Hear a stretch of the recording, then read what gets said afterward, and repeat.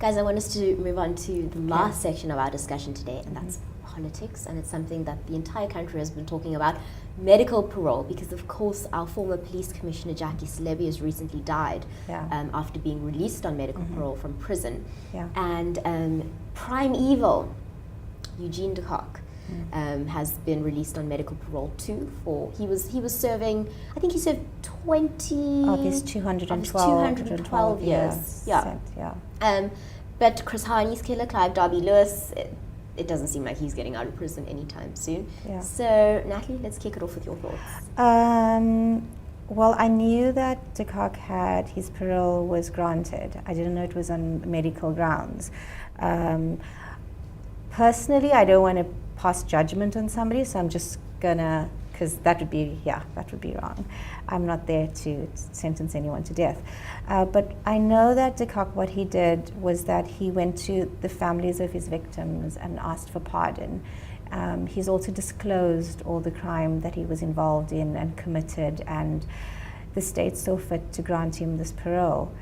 And then as far as Clive Darby Lewis goes, apparently he shows no remorse for his crime, but besides that, his parole was not granted because they can't prove that he's actually ill enough for medical parole to be granted to him, and that there's, according to the judge, there was an incorrect name on that medical certificate for whatever. So there's some discrepancy in that case.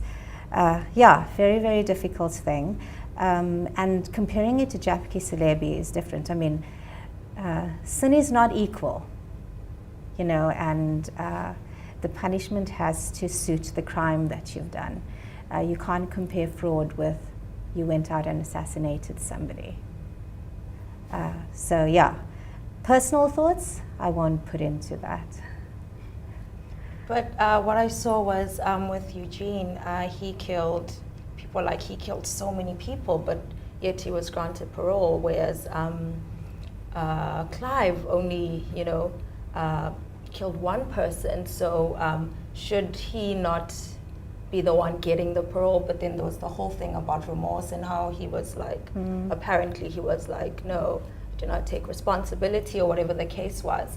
And this old man, he's like, what, 70 something, 76, 77, and he's been trying since 2010 to get parole, and still and it's just like he's at apparently a stage 3 of his cancer, and it's just, he's old. Like, I'm just like, this poor old man, like, let him die with his family. I mean, all these other people are given that opportunity, why shouldn't he?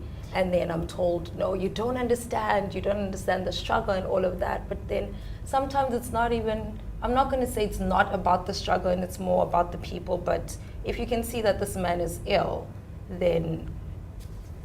Yeah, touching on what you've just said, a lot of people on social media seem to be of the opinion that it's who you kill that gets you stuck in prison. Many people saying if Darby Lewis hadn't shot Chris Haney, if he had shot someone else, then... And that's an opinion that's out there. de Kock was also a soldier. He was just following instructions, he was following orders, and a lot of people that were involved in his murder and crimes are out. I mean, they out there, like F.W. de Klerk, who has blood on his hands, but he's the only one, he's the fall guy, and that's why his parole was granted more than anything else.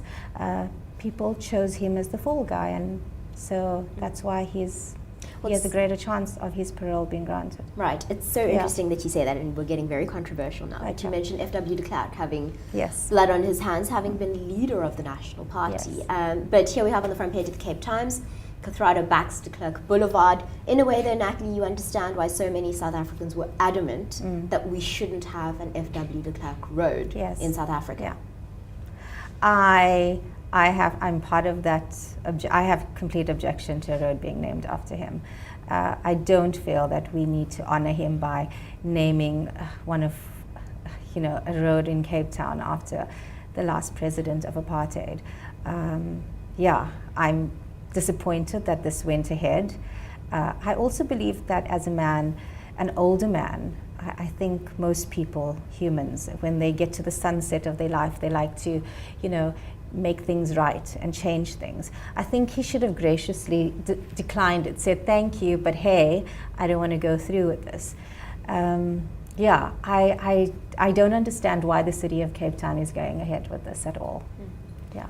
I think maybe like a smaller portion, like maybe you should have gotten like maybe like a little cafe, you know, just not an entire road. Maybe a prison named after him. You feel very strongly about this. Right. But yeah, I don't understand why we're going ahead with naming, by honoring him with this. It just seems, and this whole thing about Kathrada, and I know Desmond Tutu signed it as well. How far are we taking this reconciliation and forgiveness thing? And why does it seem very one-sided? Very good point. I like what you said about how when people are at a certain age, that's when they're like, oh my gosh, like, you know, and the whole reflecting thing starts happening. Is that not only happening because you're so close to the grave and, Yes. you know, like you don't want to part with the earth on, like, you know, having a bad taste in people's mouths. So I also sometimes feel that it's not even because they actually are remorseful or anything. It's just like a whole thing about not leaving with a tainted reputation. Like, okay, I'm about to, you know, get into my little grave that has been set for me. Let me just make things right. So when I leave on good terms. Yeah, he can change that legacy and leave it behind in a better way than what he is doing. So yeah, he should have graciously said thank you, but I decline this offer. I would like a cafe. Yes, give me a cafe instead. So I'm trying to find the most fantastic piece that was written by Peter Force today for the Daily Maverick. I don't know if either of you have read it. The last paragraph is so powerful. It is phenomenal. Shall we read it? The last paragraph, please read that. Yeah.